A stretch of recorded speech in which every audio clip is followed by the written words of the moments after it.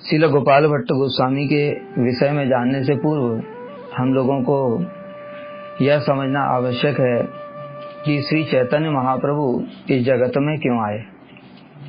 श्री चैतन्य महाप्रभु के आने के इस जगत में कई सारे कारण थे, उसमें कुछ मुख्य कारण थे, उसमें गौड़ कारण भी थे। मुख्य कारण था श्री राधाया प्रणय महिमा कीदृशो वान्य वास्वाद्यो हीनाद्भुत मधुरमा कीदृशो वा मदीय सौख्यं चास्य मद अनुभवतः कीदृशो वेति लोभात् तद भावाढ्य समझनी सची गर्भ सिंधु हरिंदु। राधा जी के प्रेम की महिमा कैसी है, मेरी मधुरमा कैसी है जिसका राधा जी आस्वादन करती हैं, और मेरी मधुरमा का आस्वादन करके राधा जी को किस प्रकार का सुख प्राप्त होता है। ये था श्री चैतन्य महाप्रभु के अवतार का मुख्य कारण। किंतु गौड़ कारण में उन्होंने इस जगत को प्रेम में आप्लावित कर दिया, और गौड़ कारण में वर्णन आया अनर्पित चरीम चिरात करुण यावतीर्ण कलौ समर्पयतुम उन्नत उज्ज्वल रसाम स्वभक्ति श्रियम हरि पुरट सुंदर द्वितीय कदम संदीपितः सदा हृदय कंदरे स्फुरत हुआ सची नंदन। श्रील रूप गोस्वामी पाद जी ने श्री विदग्ध माधव के मंगलाचरण में ये श्लोक बताया है कि जो मंजरी भाव इस जगत को बहुत लंबे समय से प्रदान नहीं किया गया था, उसी को प्रदान करने के लिए ही श्री चैतन्य महाप्रभु इस जगत में अवतरित हुए। और हम लोग जानते हैं प्रेम रस निर्यास करते आस्वादन राग मार्ग भक्ति लोके करते प्रचारण। तो प्रेम रस का तो उन्होंने आस्वादन किया, किंतु राग मार्ग भक्ति का प्रचार किया। वो प्रचार उन्होंने किस प्रकार से किया? अपने भक्तों के माध्यम से किया। जैसे श्री रूप गोस्वामी, श्री सनातन गोस्वामी, श्री गोपाल भट्ट गोस्वामी, श्री जीव गोस्वामी इत्यादि जो 6 गोस्वामी हैं, उनके माध्यम से ये प्रचार किया। तो उसमें भी महाप्रभु की अद्भुत अद्भुत लीलाएं हैं, बड़ी दिव्य लीलाएं हैं, और अपने एक एक परिकर के माध्यम से एक एक चीजों को उन्होंने प्रकाशित किया। जब श्री चैतन्य महाप्रभु ने संन्यास लिया, संन्यास के बाद में उन्होंने 6 साल तक पूरा भारत भ्रमण किया था। उसमें वो दक्षिण भारत भी गए थे। दक्षिण भारत में श्री रामानंद राय के साथ में उनका गोदावरी के तट पर मिलन हुआ। वहां मिलन होने पर श्री रामानंद राय के माध्यम से उन्होंने साध्य क्या है और साधन क्या है, ये तत्व को बड़े सुंदर रूप में प्रकाशित किया। और श्री रामानंद राय के माध्यम से प्रारंभ से लेकर के साध्य, जहाँ पर वर्णाश्रम धर्म को साध्य बताया, और उसके बाद में जो श्री राधा जी की महिमा महाभाव अवस्था तक पूरा उन्होंने बड़े सुंदर रूप में श्री रामानंद राय के माध्यम से प्रकाशित किया। श्री चैतन्य महाप्रभु रामानंद राय जी से प्रश्न कर रहे हैं, कृष्णेर स्वरूप कह राधार स्वरूप, रस कौन तत्व प्रेम कौन तत्व रूप। कृष्ण का स्वरूप कहो, राधा जी का स्वरूप कहो, रस क्या क्या स्वरूप है और प्रेम का तत्व क्या है, ये सब बातें बताओ। तो श्री रामानंद राय ने जो सुंदर वर्णन किया है वो चैतन्य चरितामृत में वर्णन किया गया। श्री कविराज गोस्वामी इतना अद्भुत वर्णन है, उसमें गोपियों की महिमा इतने विशेष रूप से प्रकाशित है, और उसके ऊपर भी जो श्रीमती राधा जी की जो महिमा है वो तो अद्भुत ही वर्णन किया गया। फिर उसके बाद में श्री चैतन्य महाप्रभु ने जैसे बताया कि इस जगत में वो मंजरी भाव को प्रदान करने के लिए आए, और कृष्ण ही भगवत्ता के सार हैं। ये बात रामानंद राय ने तो बता दिया, लेकिन महाप्रभु की इच्छा से कुछ और भी अभी कुछ बाकी रह गया। वो दिखाना चाहते हैं कि जो नारायण हैं अथवा अन्य अन्य जो अवतार हैं, उनके उपासक भी किस प्रकार से भगवान कृष्ण की ओर आकर्षित हो जाते हैं। तो महाप्रभु की लीला भला कौन जान सकता है, लेकिन जो विशेष रूप से वर्णन आता है श्री गोपाल भट्ट गोस्वामी, श्री प्रबोधानंद सरस्वती, ये दोनों ही, श्री प्रबोधानंद सरस्वती तुंग विद्या सखी हैं, श्री गोपाल भट्ट गोस्वामी गुरुमंजरी हैं। तो इन दोनों को ही दक्षिण भारत में महाप्रभु ने क्यों जन्म दिया? वो तो महाप्रभु की इच्छा से ही उनका जन्म हो रहा है। न कर्म बंधनम जन वैष्णवानांच विद्यते विष्णु अनुचरत्तम ही मोक्षम आहुर मनीषण।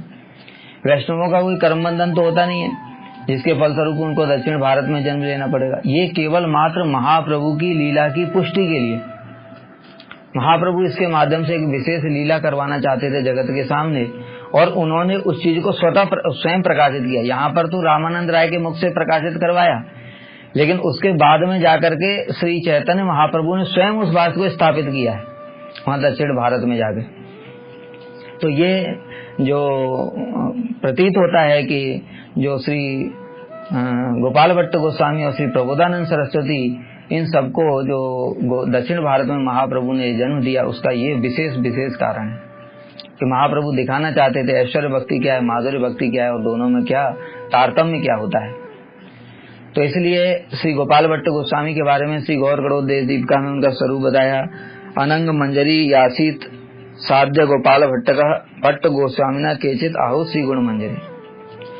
कोई अनंग मंजरी कहता है, कोई इनको गुण मंजरी कहते हैं, लेकिन हम लोग श्री गुण मंजरी के रूप में ही श्री गोपाल भट्ट गोस्वामी को जानते हैं। इनके पिता श्री वेंकट भट्ट थे और इनके जो पिता थे वो 3 भाई थे, श्री वेंकट भट्ट, श्री तिरुमल भट्ट और श्री प्रबोधानंद सरस्वती। ये तीनों ही श्री संप्रदाय में दीक्षित थे। और श्री प्रबोधानंद जी वो इतने शास्त्रों में इतने पांडित, उनका अभूतपूर्व पांडित्य था, उनको सरस्वती की उपाधि दी गई थी। जब श्री गोपाल भट्ट गोस्वामी बालक ही थे उस समय, क्योंकि बताया ब्रज लीला में गुण मंजरी हैं, तो श्री नंद नंदन ही कृष्ण रूप में आविर्भूत हुए हैं, यह उनको उपलब्धि हो गई। श्री भक्ति रत्नाकर में ये सब बातें बताई हैं।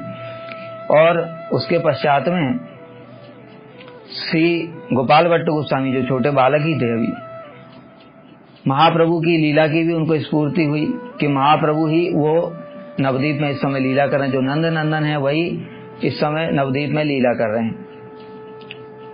इस बात को जब वो श्री चैतन्य महाप्रभु ने संन्यास ले लिया, तब इसी बात को स्मरण कर करके गोपाल भट्ट गोस्वामी अत्यंत दुखी हो जाते थे कि हे विधाता, तुमने ये कैसा क्या कर दिया कि महाप्रभु का जो इतना सुंदर सुंदर लीला है, इतना सुंदर उनका जो स्वरूप है नदिया का, वो सब मैं देख ही नहीं पाया। और अब तो उन्होंने संन्यास ग्रहण कर लिया, तो संन्यास रूप में ही उनके दर्शन होंगे। इस प्रकार से वो एकांत में उन सब बातों को सोच सोच करके अत्यंत व्याकुल रहते थे और रोने लगते थे।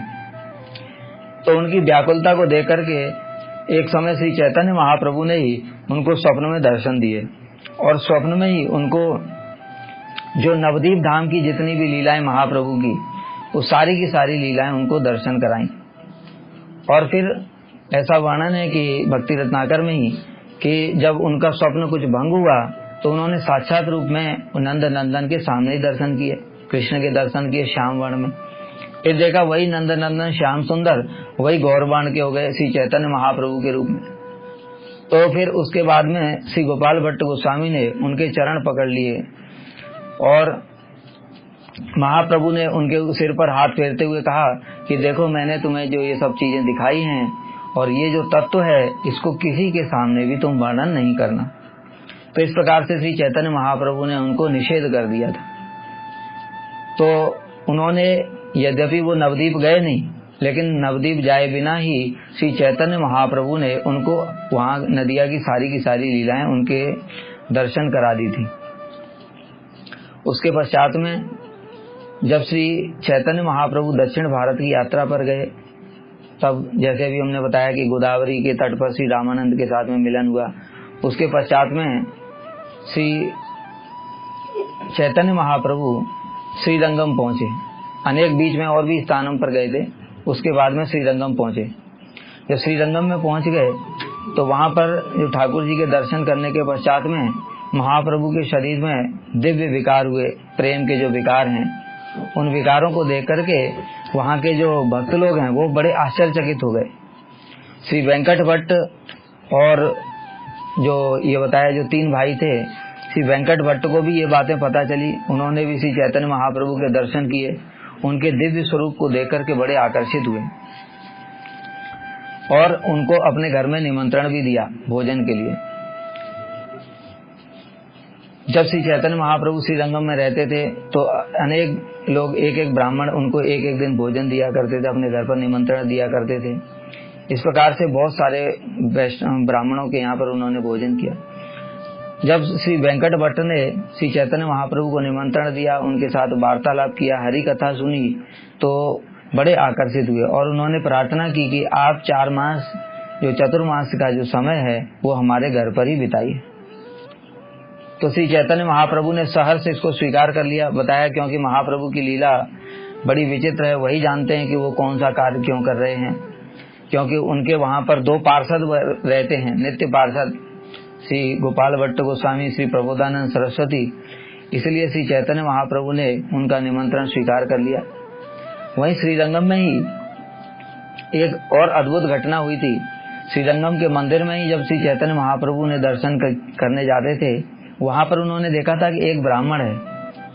वो ब्राह्मण प्रतिदिन गीता पाठ करता है और गीता पाठ करते करते उसके नेत्रों से अश्रु प्रवाहित होने लगते हैं, कंठ अवरुद्ध हो जाता है, लेकिन वो फिर भी पूरा पाठ करता ही रहता है, गलत सलत भी पाठ करता है। तो उसको देख करके जो वहां के लोग थे वो सब हंसा करते थे। वो सोचते थे कि इसको गीता तो पाठ करना आता नहीं है, अशुद्ध पाठ करता है। तो श्री चैतन्य महाप्रभु ने एक दिन जाकर के वो ब्राह्मण से पूछा कि ब्राह्मण, तुम ये बताओ कि तुम ये गीता पाठ करते हुए इस प्रकार से रोते क्यों हो, तुमको किस प्रकार की अनुभूति होती है? तो ब्राह्मण ने कहा कि देखो, मुझे तो गीता पाठ करना आता नहीं है, लेकिन मेरे गुरु का आदेश था कि तुम गीता पाठ करना, इसलिए मैं पाठ करता हूँ। और पाठ करते ही मुझे सामने एक दृश्य उपस्थित हो जाता है कि सामने एक रथ है, उस रथ के ऊपर श्याम सुंदर बैठे हुए हैं और उनके हाथ में घोड़ों की लगाम है और अर्जुन उनके पीछे बैठे हुए हैं। तो ये दृश्य आता है, इसको देखते देखते मेरे को हृदय में इतना आनंद होता है कि आंखों में आंसू आ जाते हैं और कंठ अवरुद्ध हो जाता है। और उसी लोभ में कि ये दर्शन होता रहे, उसी लोभ में मैं पाठ करता ही रहता हूँ, क्योंकि जब तक मैं पाठ करता हूँ तब तक मुझे वो दृश्य सामने रहता है। तो बताओ भाई, सीधी सी बात है, जब भगवान सामने दर्शन हो रहे हैं तो कौन भला उसको छोड़ना चाहेगा? इतना आनंद है, जड़ विषयों में इतना आनंद होता है, छोटी छोटी चीजों में। हम लोग कोई अच्छी चीज देखते हैं तो उसको देखने की इच्छा करती रहती है। स्वयं भगवान जब दर्शन दे रहे हैं तो कितना आनंद होगा, उसको कौन छोड़ना चाहेगा? तो इसलिए उसी लोभ में मैं पाठ करता ही रहता हूँ। मैं जानता हूँ मेरा उच्चारण ठीक नहीं है। तो श्री चैतन्य महाप्रभु ने कहा कि वास्तव में तुम्हारा ही गीता में अधिकार है, तुम्हारा जो पाठ है वही वास्तव में शुद्ध पाठ है। क्यों? क्योंकि तुमको साक्षात उसकी उपलब्धि हुई है। तो यहाँ पर श्रील प्रभुपाद ने टीका में बताया कि देखो, जो ब्राह्मण है, यस्य देवे परा भक्ति यथा देवे तथा गुरु तस्यैते कथिता हृदय प्रकाशन्ते महात्मन। जो शास्त्र हैं वो चिन्मय वस्तु हैं, हर किसी के हृदय में प्रकाशित नहीं होते। लेकिन यहाँ पर बताया कि गुरु में उसकी कैसी भक्ति थी। गुरु का आदेश पालन करते हुए वो गीता पाठ करते थे। जगत क्या कहेगा क्या नहीं कहेगा, हंसेगा, इस बात से उनको कोई भी लेना देना नहीं था। इसलिए इन सब विचारों की परवाह किए बिना वो गीता पाठ करते थे। इसी कारण से उनको गुरु कृपा से ही, जिसकी भगवान में पराभक्ति है, जैसी भगवान में भक्ति है वैसी गुरु में भी भक्ति है, उस महात्मा के हृदय में जो गुरुजन हैं वो सारे शास्त्र प्रकाशित कर देते और उनके हृदय में तो साक्षात भगवत स्वरूप ही प्रकाशित हो गया। पहले शास्त्र प्रकाशित होते, उसके बाद में भगवत स्वरूप प्रकाशित हो जाता है। तो इस प्रकार से श्री चैतन्य महाप्रभु ने यहाँ पर भी बड़ी शिक्षा प्रदान की। उसके पश्चात में जो वेंकट भट्ट थे, उनके घर में जब रहते थे श्री चैतन्य महाप्रभु, तो हरि कथा करते थे और हरि कथा करते करते वेंकट भट्ट को भी बड़ा आनंद होता था और उनमें प्राय थोड़ा सख्य भाव जैसा हो गया था। श्री वेंकट भट्ट के साथ श्री चैतन्य महाप्रभु का थोड़ा सख्य भाव जैसा हो गया था। तो एक दिन श्री चैतन्य महाप्रभु ने ऐसे ही हास परिहास में एक बात बोल दी। ये बात क्यों बोली, इसके लिए भी यहाँ पर बताया गया है, श्री चैतन्य चरितामृत में ही वर्णन है कि जो श्री वेंकट भट्ट थे उनके मन में थोड़ा अभिमान था, क्योंकि महाप्रभु तो कृष्ण भक्त थे और वेंकट भट्ट थे वो नारायण भक्त थे। तो जैसा कि जगत में प्रचलित है कि नारायण मूल हैं, कृष्ण राम इत्यादि जो भी हैं वो सब अवतार हैं उनके, तो मूल नारायण हैं और उनकी जो पत्नी है लक्ष्मी देवी वो मूल हैं, राधा जी उनकी अंश हैं। तत्व तो उनको पता था, अच्छे से तत्व पता था, सिद्धांत तत्व अवेदेपि श्री कृष्ण स्वरूप। सिद्धांत रूप से तो जो नारायण और कृष्ण में कोई भेद नहीं है, ये बात जानते थे, लेकिन वो नारायण को ही मूल मानते थे। ये उनके मन में कुछ अभिमान था कि हम जो है नारायण की पूजा करते हैं और महाप्रभु तो कृष्ण की पूजा करते हैं। कृष्ण तो गोप बालक हैं, इस प्रकार से उनके मन में बात ये थी। तो श्री चैतन्य महाप्रभु, जैसा कि हमने अभी बताया कि रामानंद राय के माध्यम से तो प्रकाशित किया, लेकिन यहाँ पर खुद जाकर के भी प्रमाण दे करके आए, जिससे पूरा जगत में स्थापित कर दिया कि कृष्ण ही सबके मूल अवतारी है। तो इसलिए इसी बात को लक्ष्य करके श्री चैतन्य महाप्रभु ने वहां पर उनके सामने बोला कि प्रभु कहे, भट्ट तुम्हार लक्ष्मी ठाकुरानी कांत वच्छ स्थिता पतिव्रता शिरोमणि आमार ठाकुर कृष्ण गोप गोचारण साध्वी हैया केने चाहे तार संगम यही लागी सुख भोग छाड़ी चिरकाल व्रत नियम करी तप करीला पार। कि भट्ट ये बताओ कि जो तुम्हारी लक्ष्मी ठाकुरानी है वो तो पतिव्रता शिरोमणि है, अपने नारायण जी हैं, कांत उनके वक्षस्थल पर विराजमान रहती हैं। तो फिर ये बताओ कि हमारे जो ठाकुर हैं वो तो गोप हैं, वो तो गाय चराते हैं, और साध्वी होने पर भी, पतिव्रता शिरोमणि होने पर भी उन्होंने किस कारण से कृष्ण की प्राप्ति के लिए इतना लंबा तप किया। और फिर श्री चैतन्य महाप्रभु ने श्लोक बताया, श्रीमद् भागवतम का कस्यानुभाव से न देव विद्महे तवांग रेणु स्पर्शाधिकार यद वांछया श्री ललना चरत तपो विहाय कामन सुचरम धृतवता। जब नाग पत्नियां स्तुति कर रही हैं भगवान की, उस समय कह रही हैं कि ये कालिया ने कौन सी तपस्या की जिसके फलस्वरूप हे प्रभु इसको आपकी चरण रेणु प्राप्त हो गई, किंतु वो चरण रेणु वो लक्ष्मी देवी ने अपना पतिव्रत धर्म छोड़ करके यहाँ पर तपस्या की, फिर भी आज तक भी प्राप्त नहीं हो पाई। ये श्लोक श्री चैतन्य महाप्रभु ने जब बोला तो भट्ट ने जो बताया कि सिद्धांत उनको पता था। भट्ट कहे, कृष्ण नारायण एक ही स्वरूप, कृष्ण ते अधिक लीला वैदग्धादि रूप तार स्पर्शे नहीं जाए पतिव्रता धर्म कौतुके लक्ष्मी चाहे न कृष्णेर संगम। कि प्रभु इसमें तो कोई बड़ी बात नहीं है, सिद्धांत रूप से तो नारायण और कृष्ण एक ही हैं। तो जो लक्ष्मी जी हैं वो कौतुक बस कुछ कौतुक करना चाहती थी, क्योंकि जो कृष्ण है उनमें कुछ वैदग्ध्य अर्थात लीला विलास अधिक है, इसलिए वो कुछ कौतुक करने के लिए वहां पर आई। तो कृष्ण का संग करने से पतिव्रता धर्म का नाश नहीं होता है, इसलिए इसमें लक्ष्मी जी का कोई दोष नहीं होता। तो फिर आप ऐसा प्रयास क्यों कर रहे हैं? प्रभु कहे, दोष नहीं आमी यह जानी रास न पाइला लक्ष्मी शास्त्री यह सुनी।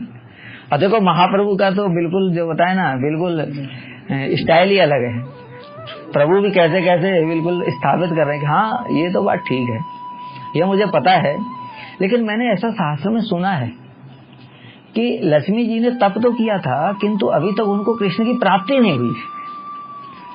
मतलब धीरे धीरे करके महाप्रभु इस बात को स्थापित करना चाहते हैं, लक्ष्मी के ने न पाइला। अब महाप्रभु जो वास्तविक तत्व है उसको, सिद्धांत को स्थापित करने के लिए धीरे धीरे आगे बढ़ रहे हैं।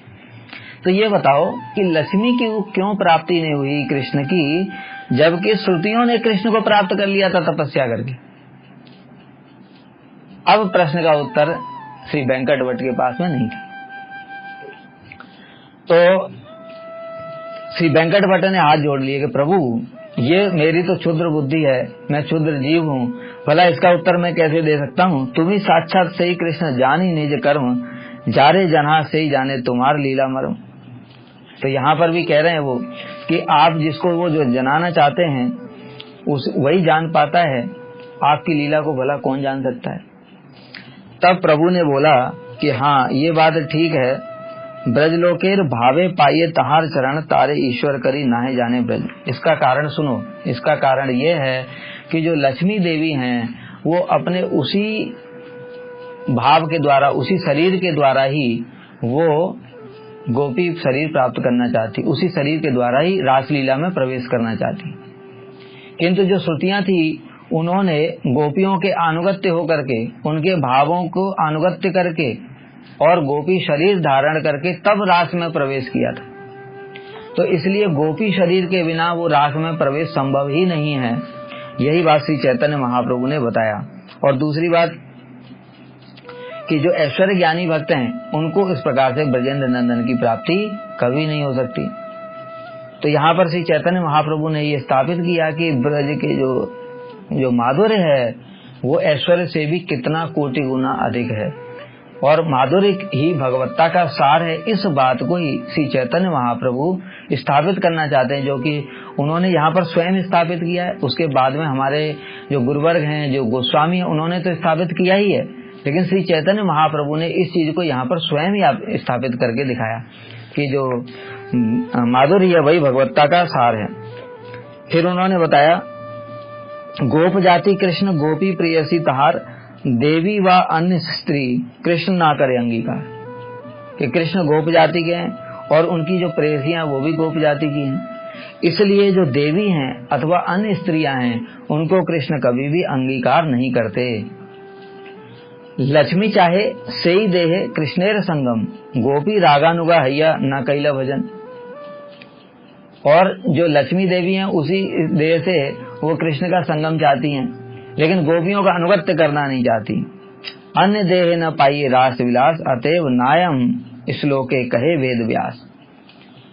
तो इसलिए अन्य देह के द्वारा कभी भी उनको रास विलास में संभव नहीं है प्रवेश करना। इसीलिए श्री वेद व्यास जी ने श्लोक बताया, नायम श्रीअंग उनितांतरते प्रसादा, स्वर्यो स्विताम नलिन गुंदरुचाम कुतो अन्य रासोत्सवे दंड गृहित कंठा, लब्धा सीताम यौदुगाद ब्रज वल्लभीना, कि जो रास में जो गोपियों को कृष्ण की कृपा की प्राप्ति हुई, उन्होंने अपनी दोनों भुजाओं को उनके गले में डाल दिया। इस प्रकार की कृपा नायम श्रीय, जो श्री हैं, जो उनके नारायण के वक्ष स्थल में वास करती, उनको भी प्राप्त नहीं हुई। अन्यों की तो फिर बात ही क्या है। तो इसलिए यहाँ पर भी बताया कि महाप्रभु उनके हृदय में जो एक अभिमान था कि जो नारायण है वही मूल हैं और जो कृष्ण है उनके प्रकाश हैं, इस बात को उन्होंने खंडन कर दिया श्री चैतन्य महाप्रभु ने। और जब थोड़ा उनके मन को थोड़ा खराब लगा तो श्री चैतन्य महाप्रभु ने फिर कहा भी कि अरे इसमें चिंता करने की कोई बात नहीं है, क्यों, नारायण और कृष्ण तो एक ही हैं। तो इसलिए जो लक्ष्मी जी हैं और गोपी हैं वो भी एक ही हैं। तो लक्ष्मी जी गोपी स्वरूप में ही उस रस का आस्वादन कर रही हैं, इसलिए तुम्हें चिंता करने की जरूरत नहीं है। लेकिन गोपियों की महिमा भी स्थापित की श्री चैतन्य महाप्रभु ने। किस प्रकार से कि उन्होंने फिर बताया कि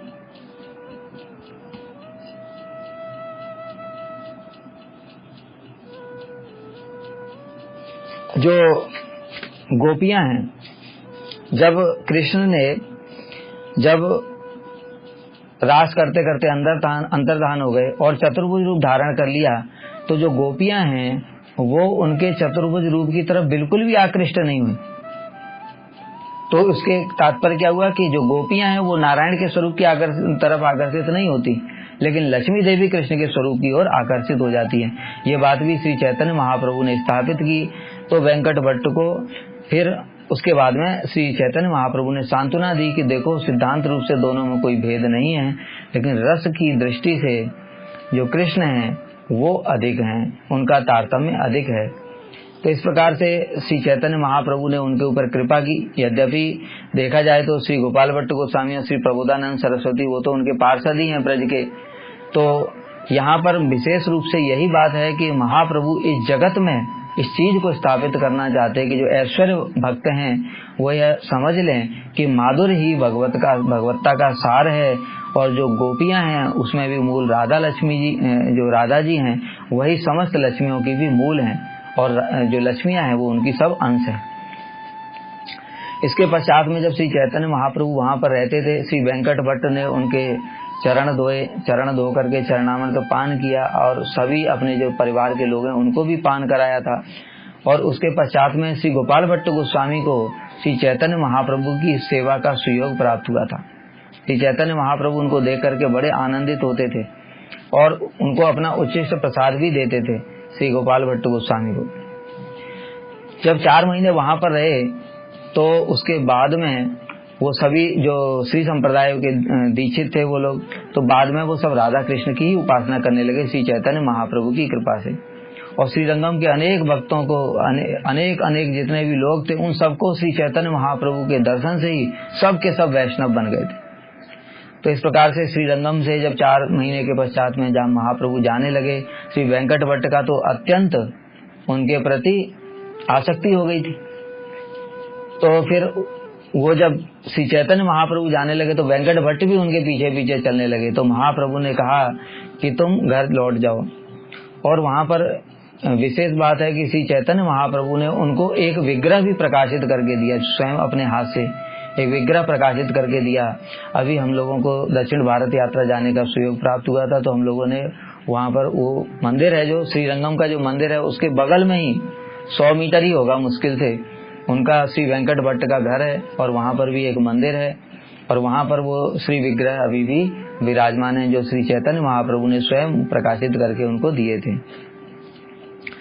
इसके पश्चात में श्री गोपाल भट्ट गोस्वामी के लिए श्री चैतन्य महाप्रभु ने आदेश किया था कि तुम्हारे जो माता पिता हैं वो वैष्णव हैं और जब ये अप्रकट हो जाएं इनकी सेवा करना, और जब ये अप्रकट हो जाएं तो उसके पश्चात में तुम वृंदावन चले जाना।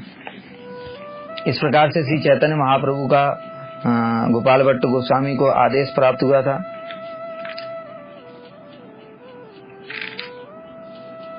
जब उनके माता पिता अप्रकट हो गए, उनके माता पिता ने भी श्री गोपाल भट्ट गोस्वामी को यह आदेश दिया था कि अब तुम वृंदावन चले जाओ, महाप्रभु की यही आज्ञा है। तो श्री गोपाल भट्ट गोस्वामी अपने माता पिता के अप्रकट होने के पश्चात में वृंदावन आ गए और वृंदावन में आकर के श्री रूप गोस्वामी श्री सनातन गोस्वामी के साथ में उनका मिलन हुआ।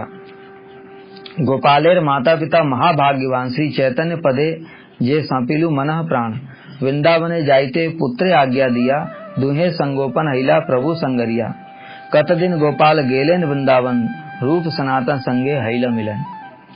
के जो गोपाल भट्ट गोस्वामी के जो माता पिता हैं वो परम सौभाग्यवान हैं कि जिनको श्री चैतन्य महाप्रभु का संग प्राप्त हुआ और उन्होंने अपने पुत्र को आज्ञा दी कि अब तुम वृंदावन चले जाओ, और उन्होंने अप्रकट लीला का आविष्कार किया और महाप्रभु की कृपा प्राप्त करके महाप्रभु की लीला में वो चले गए। इसके पश्चात में श्री गोपाल भट्ट गोस्वामी जब वृंदावन आ गए तो श्री रूप सनातन के साथ में उनका मिलन हुआ और श्री चैतन्य महाप्रभु ने श्री रूप सनातन गोस्वामी को भी पत्र लिखा था कि जो गोपाल है वो वृंदावन आएगा, तुम लोग उसका अपने छोटे भाई की तरह ख्याल रखना। तो इसलिए श्री सनातन गोस्वामी उनको देख करके बड़े आनंदित हुए और उनको अपने छोटे भाई की तरह ही वो प्रेम करते थे। और श्री रूप गोस्वामी के साथ में कुछ उनका सख्य था, श्री सनातन गोस्वामी को तो बड़े भाई के समान ही मानते थे। तो इस प्रकार से श्री गोपाल भट्ट गोस्वामी वृंदावन में आ गए। जब वो वृंदावन में आए तो श्री चैतन्य महाप्रभु को श्री रूप गोस्वामी श्री सनातन गोस्वामी ने पत्र भी लिखा था कि गोपाल यहाँ पर आ चुके हैं, गोपाल भट्ट यहाँ पर आ चुके हैं। यह जान करके श्री चैतन्य महाप्रभु बड़े ही आनंदित हुए थे और वहाँ पर जो नीलाचल में जब रहते थे तो सभी भक्तों के सामने ही गोपाल भट्ट गोस्वामी के जो अद्भुत गुण हैं उनकी महिमा का वर्णन स्वयं श्री चैतन्य महाप्रभु ने किया था। भक्तों के सामने कहा था किस प्रकार से मैं उनके घर में जब रहता था तो गोपाल ने किस प्रकार से मेरी सेवा की थी। तो इस प्रकार से और इसके पश्चात में श्री चैतन्य महाप्रभु ने नीलाचल धाम से ही उनके लिए डोर, कोपीन और लकड़ी का एक आसन भी भेजा था। इतना श्री गोपाल भट्ट गोस्वामी को प्रेम करते थे श्री चैतन्य महाप्रभु, उनके लिए डोर, कोपीन और लकड़ी का आसन भेजा स्वयं। तो ये जो चीजें हैं वो आज भी राधा रमण मंदिर में वहाँ पर विराजमान हैं और उनकी पूजा, वो जो वहाँ के गोस्वामी लोग हैं वो आज भी उनकी पूजा करते हैं। ये सब वस्तुएं अभी भी वहाँ पर हैं। इसके पश्चात में जब श्री गोपाल भट्ट गोस्वामी ब्रज में आ गए और श्री रूप सनातन के अनुगत्य में रह करके भजन करने लगे, कुछ समय के पश्चात में फिर उन्होंने भारत भ्रमण भी किया था। तो भारत भ्रमण के लिए गए थे। उस समय हरिद्वार में एक जगह, हरिद्वार के पास में सहारनपुर में एक जगह गए थे। वहां पर एक ब्राह्मण थे। वो ब्राह्मण ने श्री गोपाल भट्ट गोस्वामी की बड़ी सेवा की, किंतु उनकी कोई संतान नहीं थी। तो इसलिए जो ब्राह्मण थे वो थोड़े दुखी थे। तो श्री गोपाल भट्ट गोस्वामी ने उनको आशीर्वाद प्रदान किया था कि तुम चिंता मत करो, तुम्हारी संतान अवश्य होगी। तो ब्राह्मण ने बोला था कि अगर मेरी संतान होगी तो फिर मैं वो पहली जो संतान होगी उसको आपके श्री चरणों में समर्पित कर दूंगा। तो बाद में श्री गोपाल भट्ट गोस्वामी वहां से चले आए और भ्रमण करते करते गंडकी नदी भी गए थे हम लोग सभी जानते हैं। गंडकी नदी गए थे, वहां पर उनको शालिग्राम शिला प्राप्त हुई, दामोदर शालिग्राम शिला, और उनके पास 12 शालिग्राम थे। तो वो जो 12 शालिग्राम जो हैं वो सभी के सभी वहां पर अभी भी राधा रमण मंदिर में विराजमान है, और उसमें से मुख्य थी दामोदर शालिग्राम शिला। तो श्री गोपाल भट्ट गोस्वामी वहां से वो लेकर के आए और लेकर के आकर के ब्रज में रहने लगे। बाद में वो जो ब्राह्मण थे उनके संतान हुई, और वो संतान फिर उन्होंने पहले ही वचन दिया था, तो वो जो संतान थे उनका जो नाम था वो क्या था,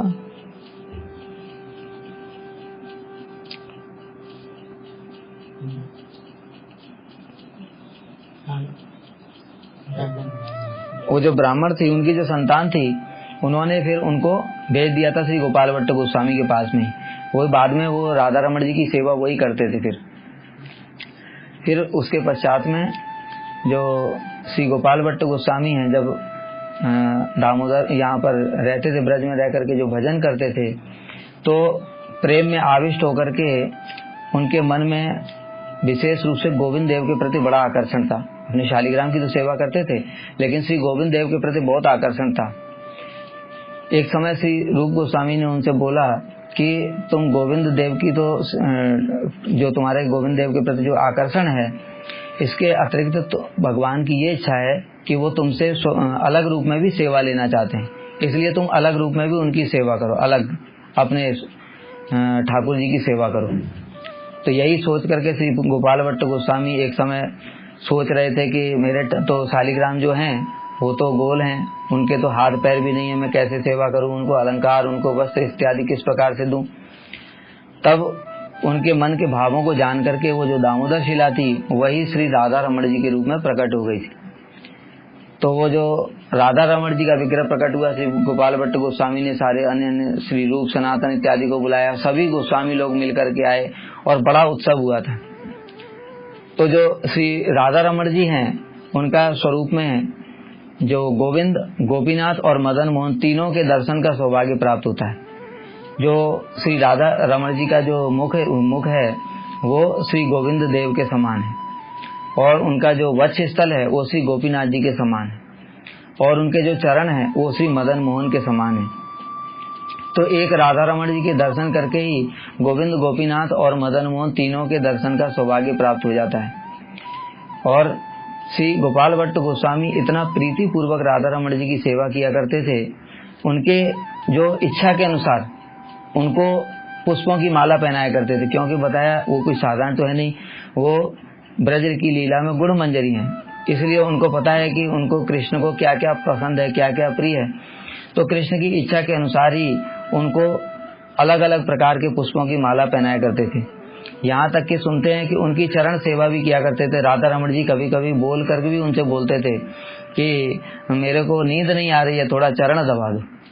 तो इस प्रकार से गोपाल भट्ट गोस्वामी इतनी प्रीति पूर्वक सेवा करते थे उनकी, और उनकी इच्छा के अनुसार उनको भोग लगाते थे, और सब समय राधा रमण जी के सामने बैठ करके एकांत में और बिल्कुल भाव में आविष्ट होकर के नेत्रों में अश्रु प्रवाहित अष्ट सात्विक विकार उनके शरीर में दिखाई देते थे। जब श्री श्रीनिवास आचार्य जी जब वहां से उनको जब श्री अभिराम ठाकुर जी ने कृपा किया, अभिराम ठाकुर जी के पास में एक जय मंगल चाबुक था। वो जय मंगल चाबुक से उन्होंने श्रीनिवास आचार्य जी को 3 बार स्पर्श किया था। तो वो जिसको भी वो चाबुक से स्पर्श कर देते थे तो उसको प्रेम प्राप्त हो जाता था। तो चौथी बार करने वाले थे तो उनकी पत्नी ने उनको रोक दिया कि अरे ये बालक है, ये इतने उच्च भावों को ये कैसे सहन कर पाएगा, प्रेम के भावों को, आप इसके ऊपर कृपा करो, इसको तो पहले ही आपने प्रेम तो प्रदान कर दिया। तो श्री श्रीनिवास आचार्य जी बाद में कुछ बड़े हुए तो श्री चैतन्य महाप्रभु के दर्शन के लिए बड़ी व्याकुलता हुई, किंतु उनको पता चला श्री चैतन्य महाप्रभु प्रकट हो गए। बाद में उनको पता चला श्री रूप सनातन भी प्रकट हो गए। तो बड़े दुखी होकर के वृंदावन की ओर आ रहे थे, उनको स्वप्न आदेश प्राप्त हुआ था वृंदावन चले जाओ।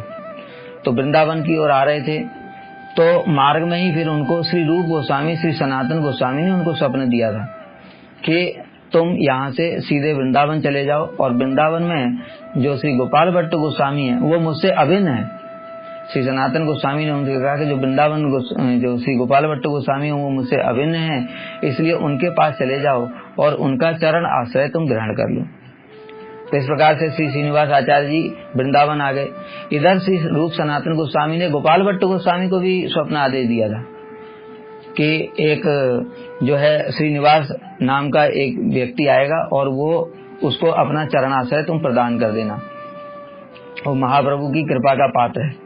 और श्री जीव गोस्वामी को भी स्वप्न दिया था कि ये श्रीनिवास आचार्य आएगा और इसको तुम सारे के सारे जो हमारे ग्रंथ हैं उनकी शिक्षा प्रदान करना और इसको अपने पास ही रखना, और बाद में इनके माध्यम से ही जो गौड़ीय सिद्धांत है और महाप्रभु की विचारधारा है उसका प्रचार करवाना। तो इस प्रकार से तीनों को ही ये श्री रूप सनातन ने स्वप्न आदेश प्रदान किया था।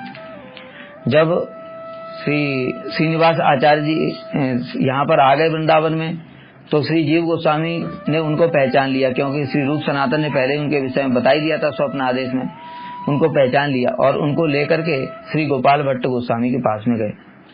श्री गोपाल भट्ट गोस्वामी के चरणों में श्री श्रीनिवास आचार्य जी गिर पड़े, साष्टांग उनको प्रणाम किया, और श्री गोपाल भट्ट गोस्वामी ने भी उनको आलिंगन करके प्रेम में आविष्ट हो गए, क्योंकि बताया श्रीनिवास आचार्य भी कोई साधारण नहीं है। उनको श्री अभिराम ठाकुर ने प्रेम पहले ही प्रदान कर दिया था, और श्री चैतन्य महाप्रभु के वो भी पार्षद हैं और ब्रज में उनका भी मंजरी स्वरूप है। तो इस प्रकार से श्री श्रीनिवास आचार्य जी को श्री गोपाल भट्ट गोस्वामी ने दीक्षा प्रदान की थी, और उसके पश्चात में श्री जीव गोस्वामी को आदेश प्राप्त हुआ था श्री रूप सनातन का कि तुम इनको शिक्षा प्रदान करना। तो तब से श्री श्रीनिवास आचार्य जी श्री जीव गोस्वामी के पास में ही रहते थे। बाद में श्री नरोत्तम दास ठाकुर आए, श्री श्यामानंद प्रभु आए, तो तीनों जब श्री जीव गोस्वामी के पास में रहते थे तो श्री जीव गोस्वामी ने उनको श्री समस्त गौड़ी ग्रंथों की शिक्षा प्रदान की थी। और जैसा कि श्री रूप गोस्वामी सनातन गोस्वामी का आदेश था कि इनको प्रचार भी करवाना है, तो इसलिए श्री जीव गोस्वामी ने उनको सारे गौड़ीय जो ग्रंथ हैं वो प्रदान की, और प्रदान करके कहा कि तुम लोग प्रचार करने के लिए जाओ।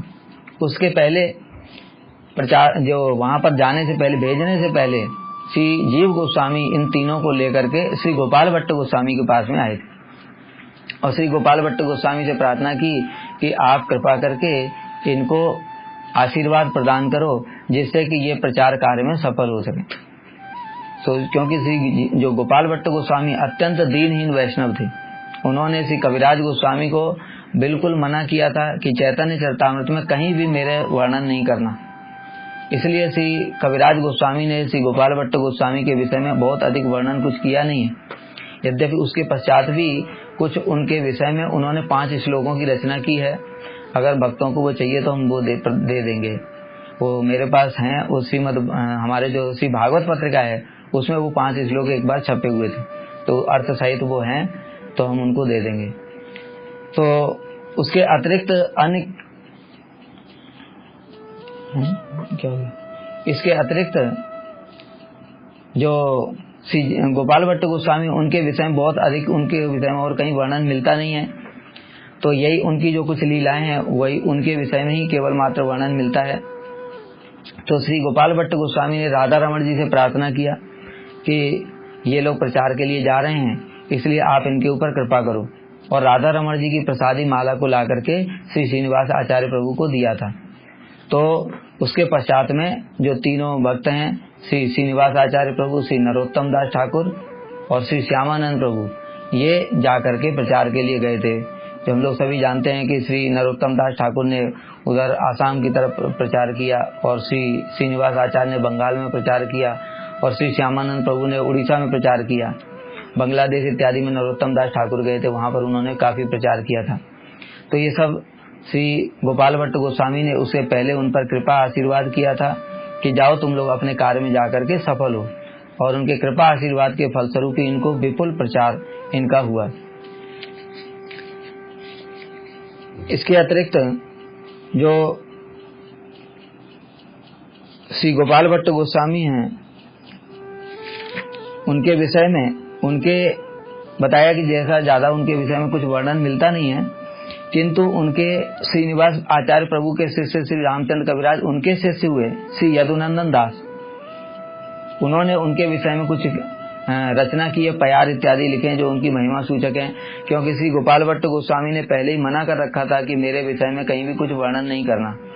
तो जो श्री कृष्णदास कविराज गोस्वामी ने जो उनके विषय में 5 श्लोक की रचना की है, उसी के आधार पर ही उन्होंने ये प्यारों की भी रचना की है। श्री गोपाल भट्ट एक शाखा महोत्तम रूप सनातन संगेजार प्रेम आलापन। श्री गोपाल भट्ट गोस्वामी जो महाप्रभु की जो शाखा है उसमें एक वैष्णव हैं, एक गोस्वामी हैं, और रूप सनातन के संग में उनका प्रेम आलापन, प्रेम वार्तालाप होता है। किस प्रकार का प्रेम वार्तालाप होता है? जैसा कि हम लोग सब जानते हैं कि जो 6 गोस्वामी हैं वो सभी के सभी श्री राधा रानी की मंजरी स्वरूप हैं। तो किस प्रकार का वार्तालाप होता है? श्री श्रीनिवास आचार्य प्रभु ने यद्यपि गोपाल भट्ट गोस्वामी का अलग से नाम नहीं लिया, लेकिन फिर भी उन्होंने जो 6 षड गोस्वामी अष्टक की रचना की है उसमें ये सब भाव वर्णन किए हैं। और वो वास्तव में जो श्री गोपाल भट्ट गोस्वामी की महिमा ही ऐसे अलग रूप में प्रकाशित की है। वो षड गोस्वामी 6 गोस्वामियों की सबकी एक साथ ही प्रकाशित कर दी है, क्योंकि उनका आदेश था कि मेरा नाम का कहीं इस प्रकार से वर्णन नहीं करना, तो उन्होंने सबकी एक साथ ही कर दी है। तो किस प्रकार का प्रेम आलाप होता था और किस प्रकार का उनका आचरण था जो हम लोग सुनते हैं षड गोस्वामी अष्टक में। श्री गोपाल भट्ट गोस्वामी ने महाप्रभु के जो आदेश थे, कौन सा, कि जो विलुप्त तीर्थ उद्धार करना, विग्रह सेवा का प्रकाश करना, ग्रंथों का प्रकाश करना और वैष्णव सदाचार, इन सब का किस प्रकार से पालन किया, स्वयं आचरण किया और दूसरों को किस प्रकार से उसकी शिक्षा भी दी। संख्या पूर्वक नाम गान नतिभि कालावसानी कृतौ निद्राहार विहार काज विजितौ चात्यंत दीनौ चयौ राधा कृष्ण गुण स्मृति मधुरिमा आनंदेन सम्मोहितौ वंदे रूप सनातनौ रवियुगो श्री जीव गोपाल। इसमें श्री श्रीनिवास आचार्य जी कह रहे हैं कि किस प्रकार से इनका आचरण था। संख्या पूर्वक नाम गान इत्यादि करते थे, एक साधक की भांति आचरण करते थे, क्योंकि इन लोगों ने श्री चैतन्य महाप्रभु के जो शिक्षा है उसको किस प्रकार से रागानुगा जो साधन भजन है उसकी प्रणाली को स्वयं आचरण करके दिखाया और दूसरों को उसमें स्थापित किया। तो इसलिए रागानुगा भजन प्रणाली का 2 तरीका होता है, सेवा साधक रूपेण सिद्ध रूपेण चातुरी तद्भाव लिप्सना कार्य ब्रज लोकानुसारता। सेवा साधक रूप से करनी है। साधक रूप से क्या करेंगे? संख्या पूर्वक नाम गान इत्यादि करेंगे। तो इस प्रकार से संख्या पूर्वक नाम गान करते थे, विग्रह सेवा करते थे और इस प्रकार से वैराग्य सहित कालावसानी कृतौ, काल को व्यतीत करते थे। ये हो गया एक साधक की भांति। और फिर सिद्ध रूप में क्या है? राधा कुंड तटे कलिंद तटया तीरे च वंशी वटे प्रेमोन्माद वशाद शेष दशया ग्रस्तौ प्रमत्तौ सदा गायन्तौ च कदा हरेर गुण वरम भावा विमुतौ मुदा। अर्थात राधा कुंड के तट पर, कभी कालिंदी के तट पर, वहां पर जा करके और प्रेमोन्माद, प्रेम के उन्माद में आविष्ट होकर के राधा कृष्ण का स्मरण किया करते थे और भावपूर्ण सेवा करते थे। जैसा कि अभी बताया, श्री गोपाल भट्ट गोस्वामी राधा रमण जी को इतना प्रेम करते थे, इतना हृदय में उनके प्रेम था कि राधा रमण जी खुद मांग मांग करके उनसे सेवा ग्रहण करते। जैसे बताया, मेरे चरण दबा दो, मुझे ये खाने के लिए ये चाहिए। तो इस प्रकार से उनसे मांग मांग कर सेवा करते थे। तो ये उनकी जो रागानुगा भजन परिपाटी की शिक्षा है उन्होंने इस प्रकार अपने आचरण के द्वारा सिखाई। यही है कि रूप सनातन संगे जार प्रेम आलापन, रूप सनातन के संग में फिर इन सब चीजों को विचार करते। और उन्होंने जो ग्रंथों की भी रचना की है वो भी आगे आएगा। भट्ट गोसाईर स्तव गोस्वामी कृष्णदास तहाते ये सब करील प्रकार। भट्ट गोसाई के विषय में श्री कृष्णदास कविराज गोस्वामी ने ये स्तव की रचना की जो हमने बताया 5 श्लोक। तो उसी के आधार पर जो उनके जो शिष्य के शिष्य हैं श्री यदुनंदन दास जी, उन्होंने ये प्यार रचना की है।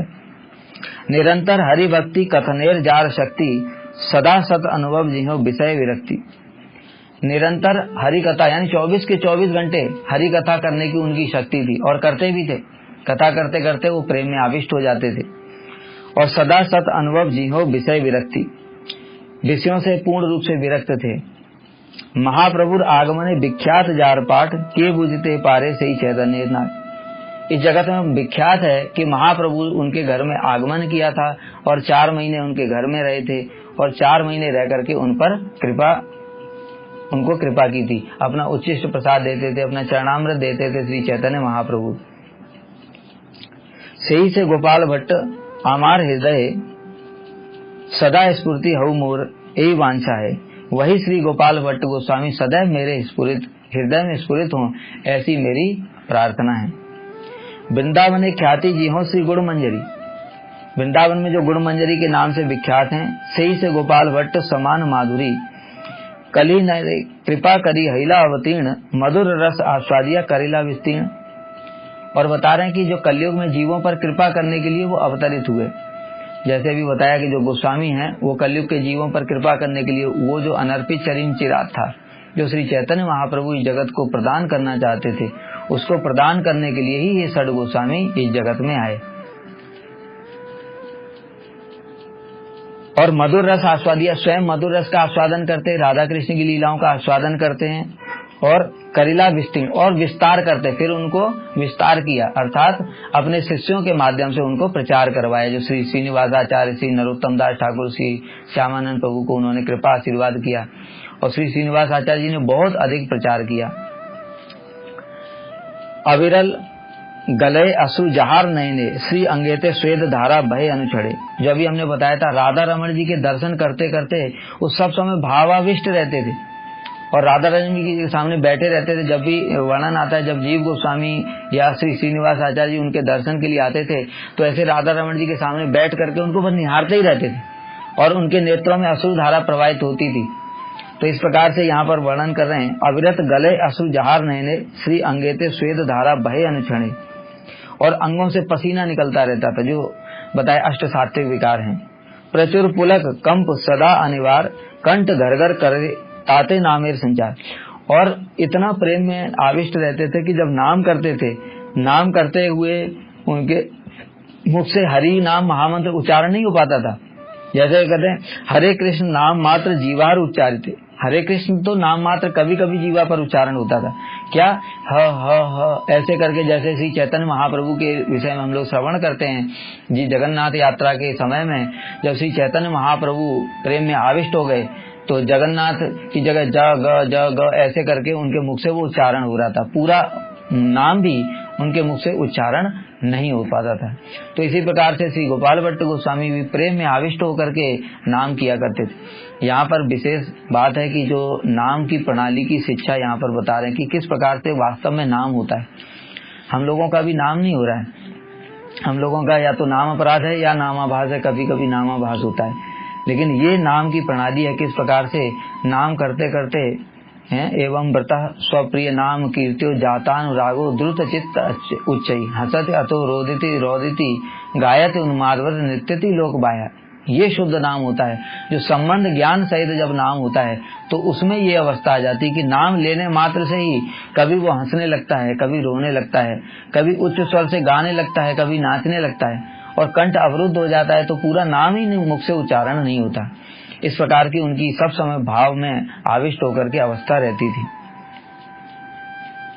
यहाँ बलिते ही जी हो है अचेतन से ही गोपाल कर मोए कृपा निरीक्षण। ये बोलने के साथ ही साथ वो अचेतन हो जाते थे, मूर्छित हो जाते थे। क्या पूरा हरे कृष्ण महामंत्र नहीं बोल पाए, ह ऐसे करते करते ही मूर्छित हो जाया करते थे। ऐसी उनकी प्रेम की अवस्था थी। हेन से मधुर रसे जहार आस्वाद वितरण हेतु जीवे करीला प्रसाद। उसी मधुर रस का आस्वादन उन्होंने स्वयं किया और फिर जीवों को भी वितरण किया। प्रेम भक्ति रसे जिहो रहे अनिवार्य, आस्वादन कैले जिहो अनेक प्रकार, आश्रय रति रस भेदे जिहो है समर्थ, तहाते ही पुण्य जिहो कैला यथार्थ। ए आदि करिया भट्ट गोस्वामी गुणगान, कविराज गोस्वामी तहा करीला वर्णन। क्या बता रहे हैं, ये जो गोपाल भट्ट गोस्वामी की जो महिमा है, जो गुण है, ये श्री कविराज गोस्वामी ने वर्णन किया है और मैं उनको ही वर्णन कर रहा हूँ। एस तब अखिलेर तम दूर करे, स्तोत्र गण मध्य ए प्रवीण प्रचुरे, जय जन पड़े इहा करी एक चित्ते, मंजरीर यूथ प्राप्ति है आचंबित। अब देखो यहाँ पर विशेष इसका फल श्रुति भी बता रहे हैं। ये जो है स्तव जो श्री कविराज गोस्वामी ने वर्णन किया है, इसकी फल श्रुति बता रहे हैं कि जो इसका पाठ करता है उसको मंजरी के यूथ में सेवा प्राप्त हो जाती है, अर्थात उसको श्री गोपाल भट्ट गोस्वामी की सेवा प्राप्त हो जाती है। इस प्रकार से श्री गोपाल भट्ट गोस्वामी का हम लोगों ने जो महिमा श्रवण किया, उनके ग्रंथों के विषय में थोड़ा रह गया, उनके जो ग्रंथ हैं, जैसा कि हमने बताया कि वो बिल्कुल ही निष्किंचन वैष्णव थे, अपना कहीं भी नाम ही नहीं चाहते थे।